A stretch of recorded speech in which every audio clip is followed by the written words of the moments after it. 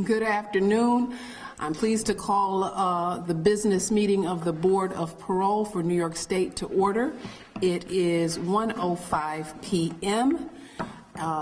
Based on an informal count, we are still waiting for at least one more member to have a quorum, but I would be delighted to take the roll call from the members who are present. And I'd like to begin with Commissioner Demosthenes. Commissioner Karen Demosthenes present. Commissioner Eric Berliner, present. Commissioner Carol Shapiro, present. Commissioner Alexander, here. Kathy Kiley, counsel to the board, here. Tina Stanford, chairwoman. Tana Agostini, commissioner, present. Commissioner Drake, present. Commissioner W. William Smith, present. And also from the Department of Corrections, specifically our board administrative staff, if you would please identify yourselves for the record. Lorraine Morris, administrative assistant to the board.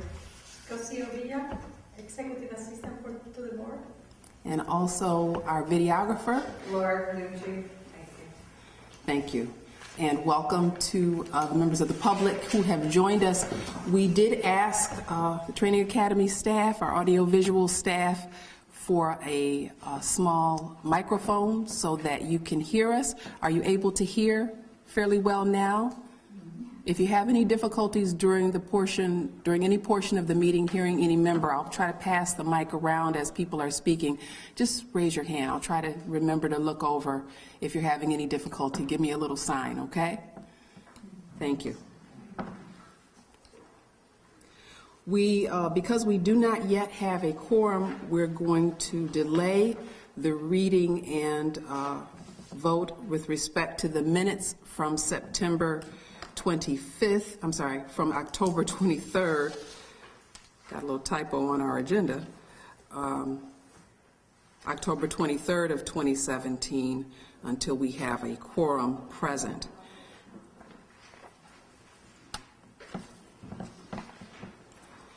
For the record, we are just being joined again by another member of the public, and we are about to go into old business. And as an item of old business, I would invite to give a report Commissioner William Smith with respect to the work of an ad hoc committee that we've set up to consider questions of efficiency with scheduling and the like. Commissioner Smith. Okay, very good. In large measure, Commissioner Krangle, who's not able to be here today, has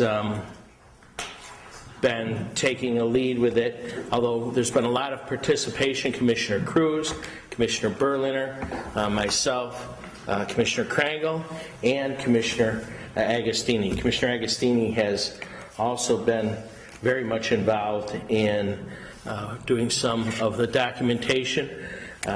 We have, as you know, moved beginning December the boards consisting of Albion, Orleans, splitting Lakeview and the Gowanda board as well to try to better allow for just the numbers to be equal for those 2 weeks. We've looked at all of the differing panels. We made note of there were some facilities that had moved beyond the 6:30 target that we've looked at. Basically what we did is looked at facilities that had finished after 7 o'clock, and there were a number of those. So one of the suggestions we had was to try to make sure that the facilities can be given adequate time. We've developed a grid of facilities that we may begin on Monday afternoons if the numbers are such that it would make that easier to go ahead and balance out the schedules. So we're in the process of doing that. I think we've met twice and had a lot of initially just a lot of differing ideas, even some somewhat seemingly very out there ideas. No ideas have been squashed. So we have been moving forward. I don't know if any of the other work group want to make comments beyond that. We've also looked, I think, that in particular, Coxsackie, we may try to move the Coxsackie board as we did juggling the Albion Orleans board. So that's probably one of the first things we're going to look at. Anyone else want to add in? I think that sums up what we think. Okay, thank you.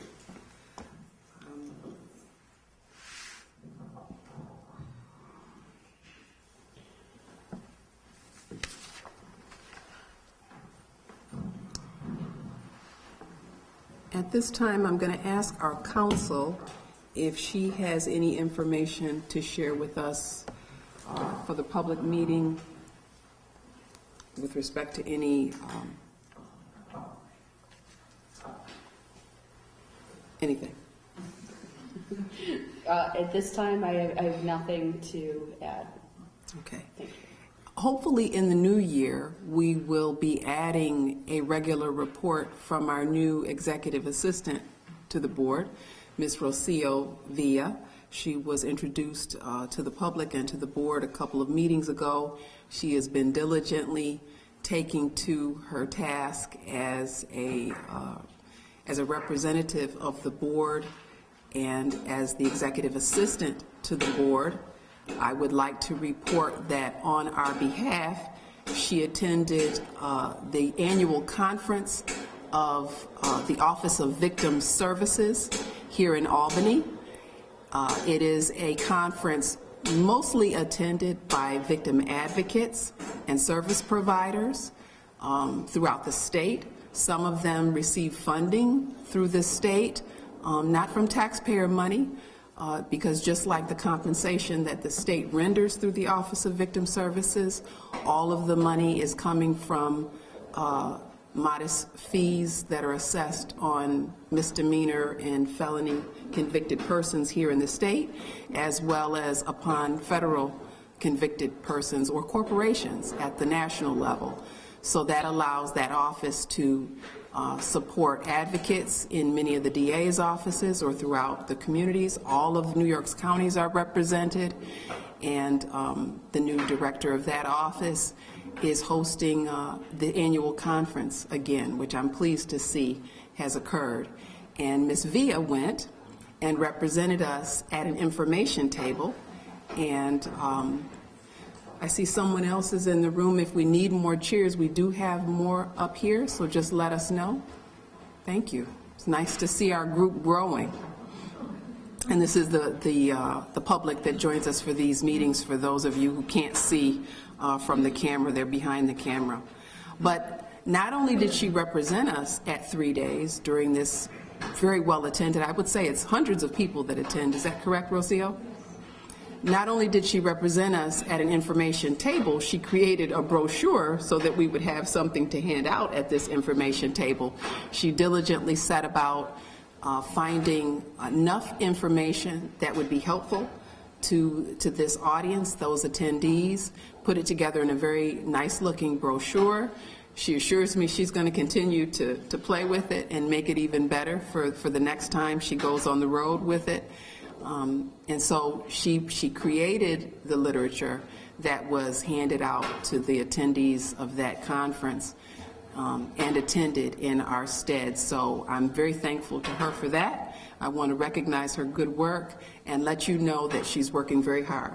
Now that she's got her computer access, you can all reach her, and she will be of great assistance to us going forward, I'm sure. And she works hand in hand with our fine administrative assistant, Ms. Morris, who, I want to say, celebrated 35 years of state service recently, and she was honored right here in this very building not that long ago for that milestone. So we are in very good hands with our administrative staff, both here in Albany, in Buffalo, of course, and in the city. And so we're very thankful to have their support every day, every day. All right. In terms of any other old business? Is there anything else that we've talked about in the past that I've neglected to bring up again?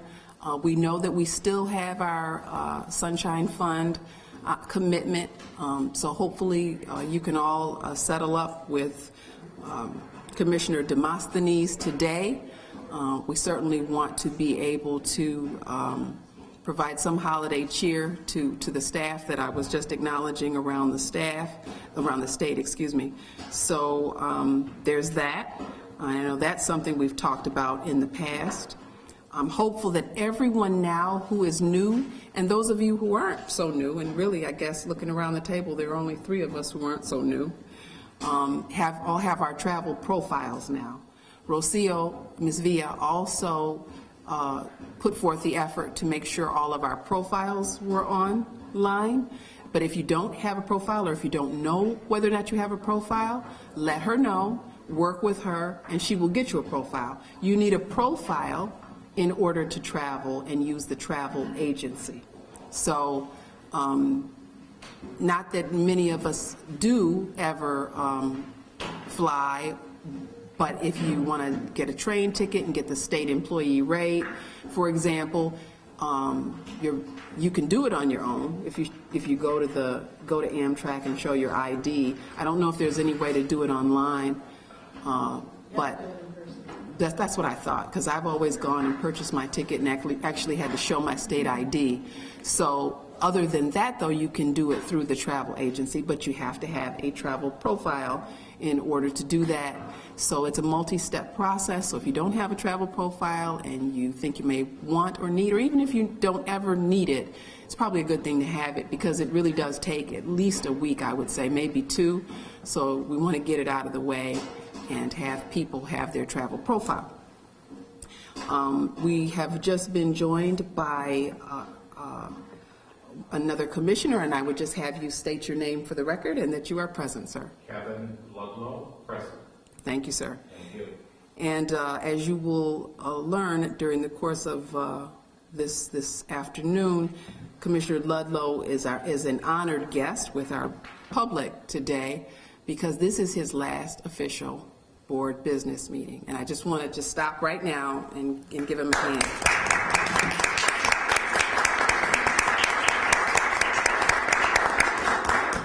I know you're just walking in, you may want to catch your breath, but I really want both the public and the record to reflect who you are, what you have been, the work that you have done within this body and for the state these many years. So if you want to, you can say that now, or I can give you a few moments.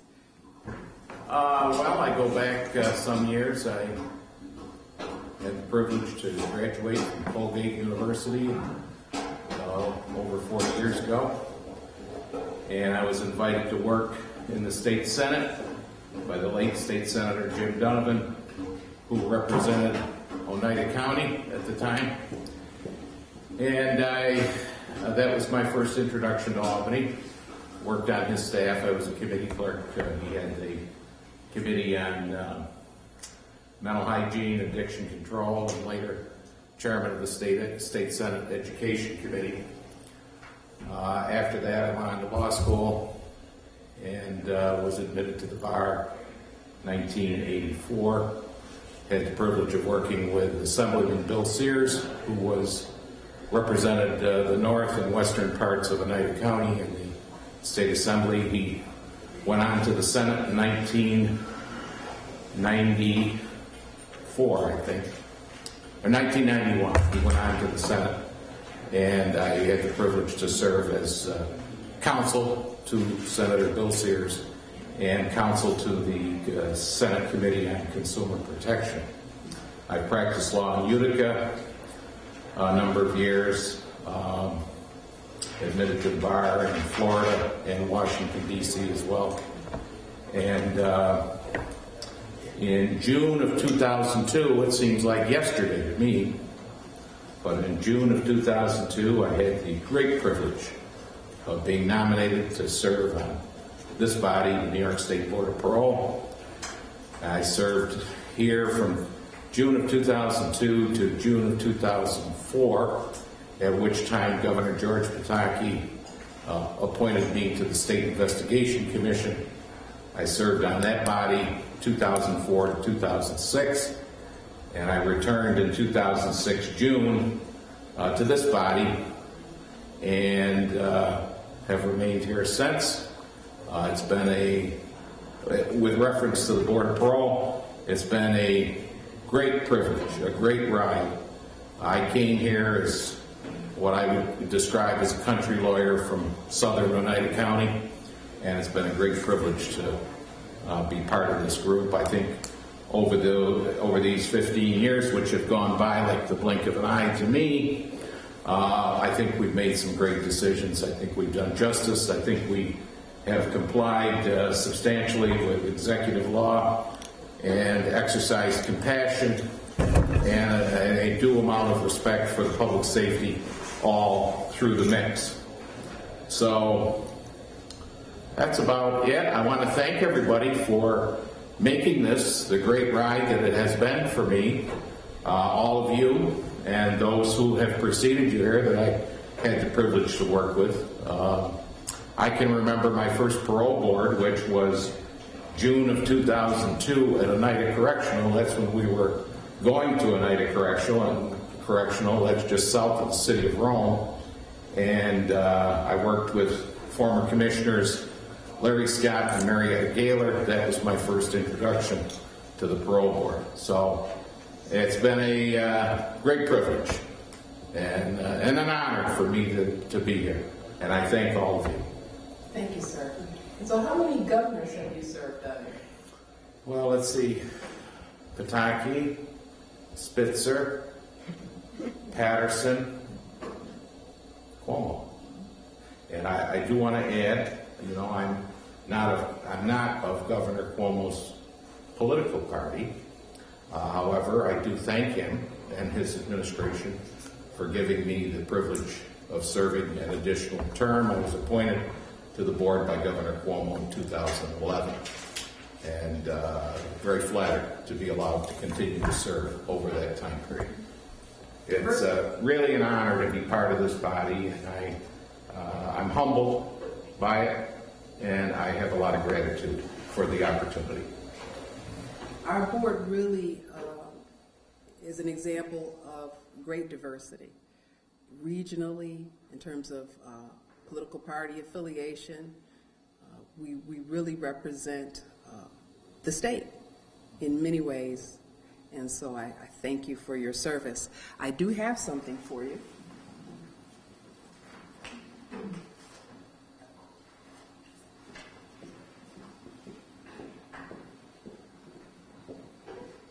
It is presented to G. Kevin Ludlow, Esquire, Board of Parole Commissioner. I couldn't remember the 2 years that you served before you were reappointed in 2006. Now I know it's 2002 to 2004. Right. And you once told me that you believe, and you probably are right about this, you may have the singular distinction of being the only person in the history of the parole board who's been appointed twice with a gap in between. I'm told that's true.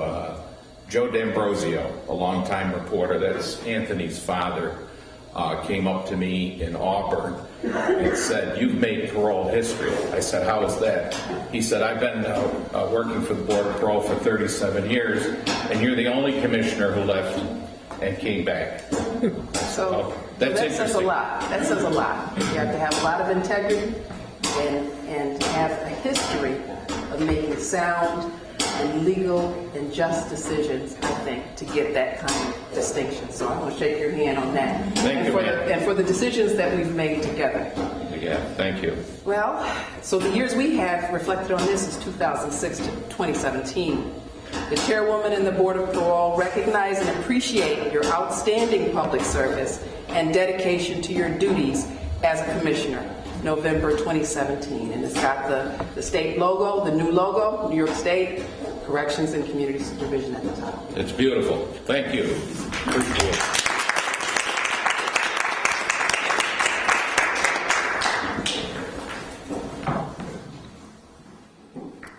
Okay. All right. Thank you. So, as I'll kick off, and if someone would get Commissioner Ludlow a copy of our minutes, please, and a copy of the agenda, then he can take a moment to review it, and we'll vote on that. We'll go back to that perhaps at the end of our new business, okay? If everyone's okay with that. On another item of new business, I want to announce, and I need to look at my iPhone because I just got the one date today.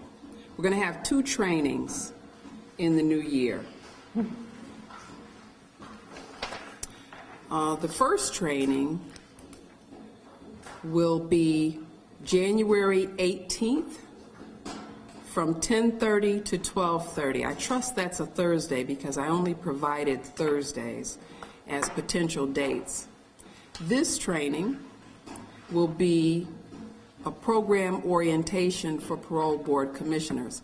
It's going to be presented by people within DOCS who work within the program services department. And as those of you who are commissioners know, program services people are the individuals who prepare the men and women to come and meet with us. They maintain the files. They create the parole board report. They run the parole board version of criminal history for us and compile all of the necessary documents that we review with each and every interview. And they're going to do a general presentation for us about the work that they're doing these days. And that's going to be January 18th. Also, in February, let me get to February, so I think I already have it noted.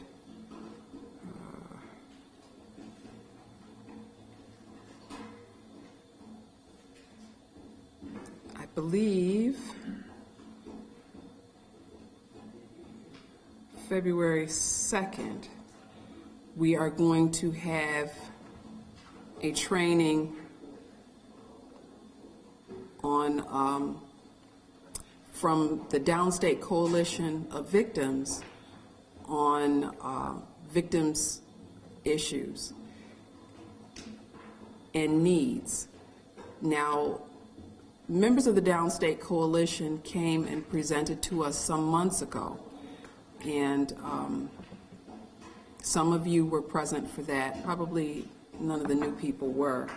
But what we're learning through the research and through the work of many advocates is that it takes a lot more than incarceration or a sentence of any length to give every victim a sense of justice and safety and security. And I think the presenters who will be speaking with us in February want to tell us a little bit more about that. So they will be coming in February, and that's the next scheduled training. There will, of course, be others, but again, probably no more before those 2 take place. But then we're going to have, hopefully, training just about every month till we run through all of the areas that you have all expressed an interest in needing training in. And of course, we do informal things on an ad hoc basis when we can. And for our new members, they've gone through a great round of training. And at some point, I have to make arrangements with the Training Academy so that you can get your general state employee training satisfied, as well as other things that the department offers to all of its employees. But we just can't do it like everybody else, because everybody else can come here and spend a whole week here. We can't do that because we need to be working in the field. So, but we will get our training. I thank you all for doing your online training. If there are those of you who still cannot access the online training through the state learning management system, please let myself and or Ms. Villa know, and we'll try to do what we can so that you can get that training accomplished. And I know we're still having some glitches here or there with our technology, so please just keep us appraised on your status. If we can do anything behind the scenes to expedite getting you up to date and online, we will certainly do that. I still also, as an item of new business, want to invite you all to join me in renewing our membership to the Association for Parole Authorities International. If we go in as a group, we get a better rate, as well as Minorities in Criminal Justice. Minorities in Criminal Justice was started as a training body within the Department of Corrections before the merger. They have continued their good work. They offer regional trainings and statewide trainings several times a year. You can go in your own backyard. You can get credit for those trainings through the academy when you sign your RTF form, much as we do when we have our own trainings and meetings. So that's another possible membership. That one, I don't know that there's any benefit in joining as a group. The rate is $35 for the year, and I've just recently joined myself. I have the forms, so I'll share all of that with you by email, and if you're interested, of course, please do follow up. Is there anything else you want to say, Commissioner Demosthenes, in terms of our plans for the end of the year and Sunshine Fund? I would like each and every member who has yet to submit their payment to do so today, before us to be up and running. We have Sunshine Fund. It's $10, as I stated earlier, per month, and so far October is the start date, I believe, so October, November, December. Okay. All right. Thank you. All right. Can't think of any other new business to share with you. Does anyone else have any other items to discuss as part of new business that may need some discussion? The one thing I wanted to know, February 2nd is a Friday, so I don't. You know what? And you know, I'm looking at it. It's not the second. It's the first. Okay. It is definitely the first. Okay. It's And 2-1. the only other thing is I know the year-end mileage commuter forms need to be done, I think. Hopefully everybody has those. Thank you Because for that could be- mentioning that. They do need to have our completed forms by the 1st. Is that right? And so if you have any questions on how to do it, what to do, please give me and or Rosia a call. Lorraine's been very helpful. Ms. Morris has been very helpful reaching out to people to help the department support operations team get what they need to get from us so that they can start to process our tax information accordingly and appropriately. So please be mindful of that. Any questions, please let me know right away, because the 1st is right up on us. Okay.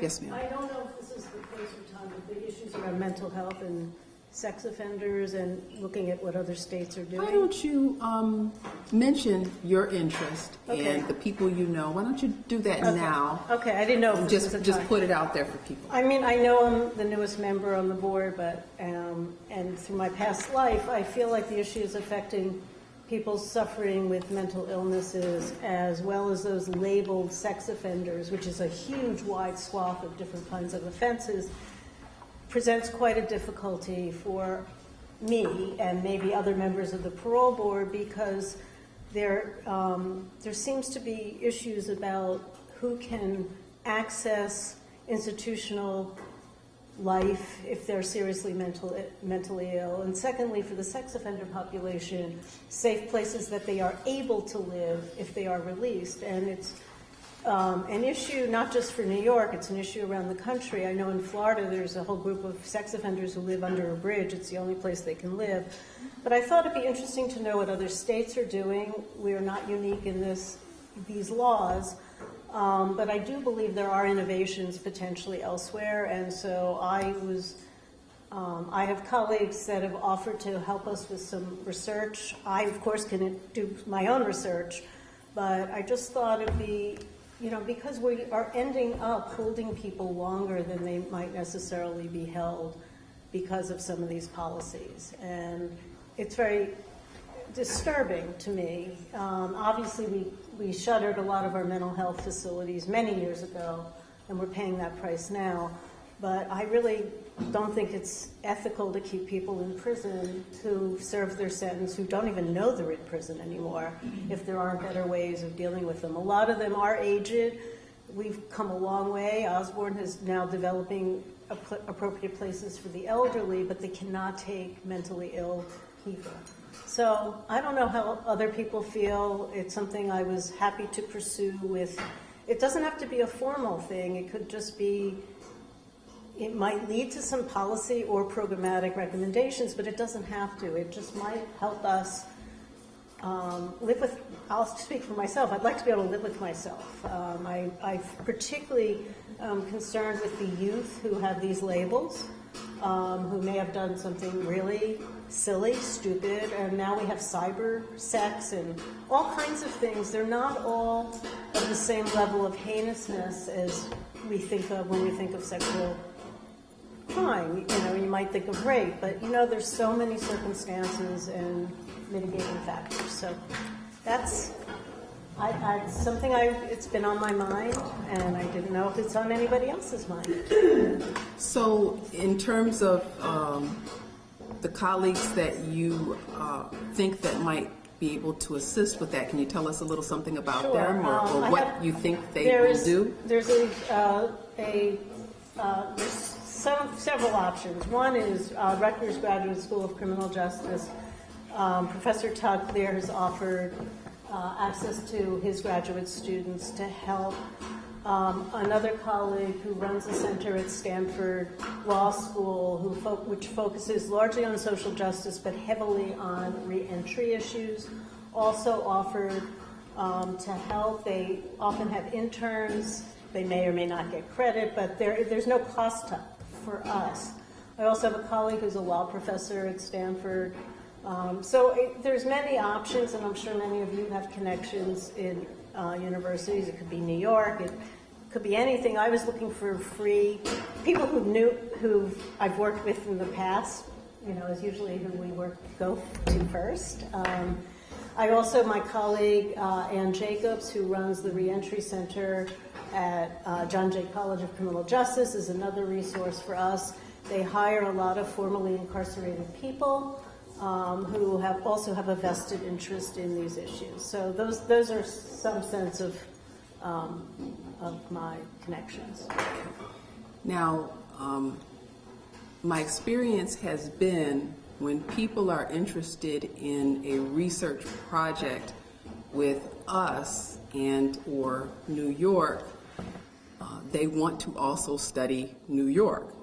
Now, the way you've presented it is that this would be more of an analysis of what other states are doing, not necessarily a comparative analysis, but an analysis of what other states are doing. Am I correct, or am I? I think it would include New York, but it's not exclusive to New York and analyzing New York. I think it's really analyzing the laws that have affected both of these populations, significant populations, and really finding out options and opportunities for us, as opposed to being a critical analysis of New York parole. That's, I don't think, useful particularly, frankly. I mean, I think it's exciting to know, like, I really would love to know how Florida's really suffering right now, and California is another place that has dealt with this issue.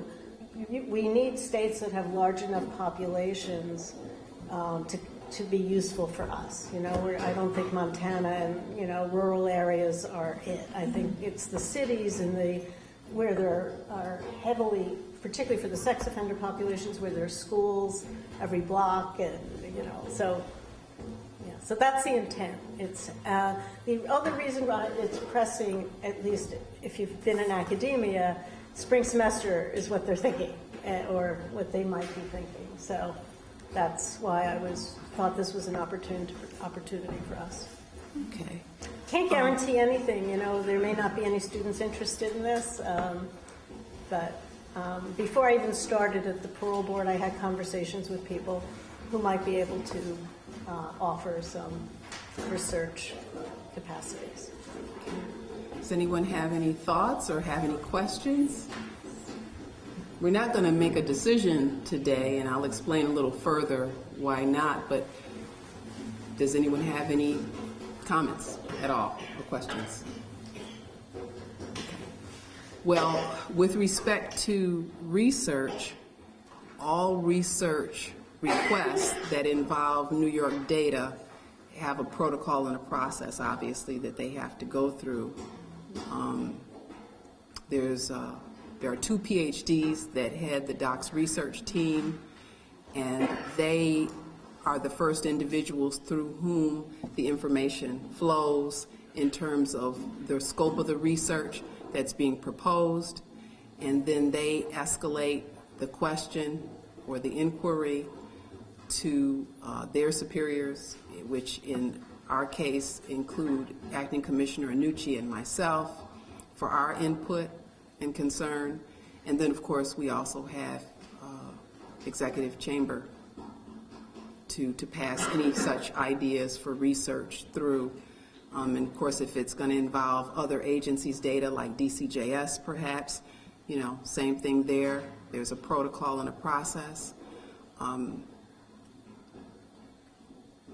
I guess I'd like to get a sense if any of you would join, at least at this early stage, in Commissioner Shapiro's interest, sufficient to give her some direction on whether or not she should ask the people that she's named or the entities that she's named whether or not they care to put something together, because that's the way it has to be. It has to be presented as a request for research through the process that I've just generally outlined. I don't want to have her ask these individuals to do this if this isn't something that we all kind of join in on, or at least a majority. We do have a quorum here today. In fact, I think we're one above a quorum.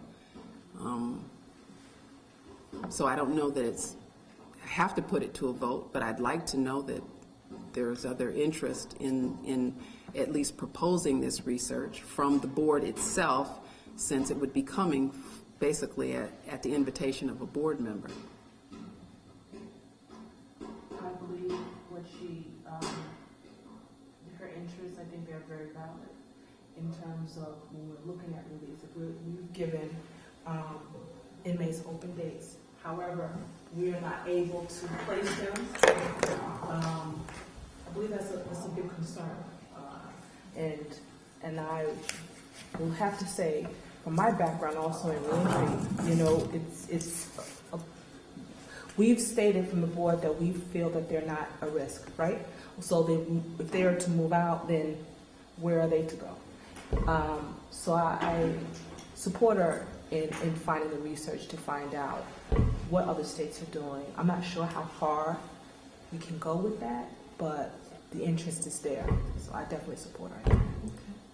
Any other comments, feedback, thoughts? Okay. Anyone else? Okay. It has been presented at this point, at least by Commissioner Demosthenes' comments, as a motion. Are you making a motion that we support this initial inquiry into the possibility of research on the question of mentally ill as well as sex offender reentry? Yes. Okay. And is that a motion that you will continue to second, ma'am? Okay. Any other discussions or questions? Okay. All in favor, please indicate by saying aye or show of hands. Aye. Aye. Any nays or abstentions? Okay. Is that a? Okay. That's an abstention. Okay. Any other nays or abstentions? Okay. The motion is carried. I would say at this point you can go forward reaching out to colleagues that you have mentioned to see if any of them are up to the challenge and willing to try to condense it to writing for submission to the Department of Corrections Research Director. Thank you. All right. Any other new business? Okay. For the record, I want to note we have been joined by another commissioner, and sir, would you please state your name for the record? Commissioner Otis Cruz, present. Okay. Thank you, sir. All right. Now you have in front of you the minutes from our last board business meeting, October 23rd, 2017. If you were present and you have any corrections to offer, please do so at this time. Yes, please. Chairwoman, I just had one correction, if I may. New business, second bullet regarding the work group. I believe I volunteered and have been approved to participate along with Cruz and Berlin. Okay, so we will add your name. We'll say Commissioner Agostini, Cruz, and Berliner expressed interest in assisting as well. Okay. Thank you, Chairman. Did anyone else find anything else of concern or that needs to be corrected? And if not, is there a motion to accept the minutes as presented with the correction that's been made on the record? So moved. Okay. Moved by Commissioner Shapiro. Is there a second? Second. Second by Commissioner Berliner. Any other discussion or questions? All in favor, please indicate by saying aye or show of hands. Aye. Aye. Any nays? Any abstentions due to absence? Commissioner Ludlow, Commissioner Alexander abstain. Thank you so much. And those minutes are accepted. We did already discuss the fact that this is the last board business meeting for Commissioner Ludlow. He will be retiring at the end of this year, and we've presented him with a plaque commemorating this moment. I do not have any other announcements of a general nature that I think belong in our business meeting minutes, nor invitations. Does anyone else have any? Okay. Hearing none, then at this point, I would entertain a motion to enter into executive session to discuss the employment of several individuals within our Bureau of Adjudication, as well as matters of litigation, and also some informal training after that. So, is there a motion to enter into executive session and to adjourn the meeting at the close of executive session? We have a motion on the floor by Commissioner Agostini and second by Commissioner William Smith. And so then we are adjourned. Thank you.